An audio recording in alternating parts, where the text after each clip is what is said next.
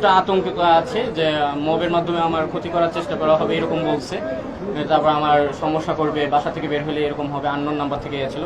বিগত আমি প্রায় 26 ঘন্টা ডিবির কার্যালয়ে ছিলাম, গতকাল বিকাল 4:30 থেকে আজকে প্রায় 6:40 পর্যন্ত।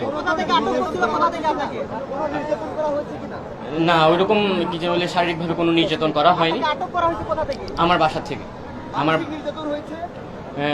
মানসিক নির্যাতন বলতে বিভিন্ন প্রশ্নের সম্মুখীন করে অনেক রাত পর্যন্ত সজাগ রাখা হয়েছে। তারপর আসামিদের সাথে, ফাঁসির আসামিদের সাথে জেল হাজতের ভিতরে রাখার চেষ্টা করেছিল।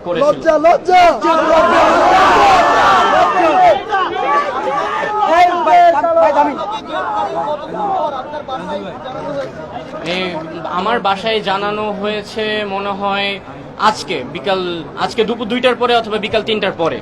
এই পুরো সময়টাতে আমি পুরো অজ্ঞাত ছিলাম। না, আমি আগেও কোনো রাজনৈতিক সাথে জড়িত ছিলাম না, এখনো কোনো রাজনৈতিক দলের সাথে এরকম সংশ্লিষ্টতা আমার নাই। এবং আমার মোবাইল, আমার যাবতীয় ডিজিটালে ওনারা চেক করেছে এবং কোনো রাজনৈতিক সম্পৃক্ততা পায়নি।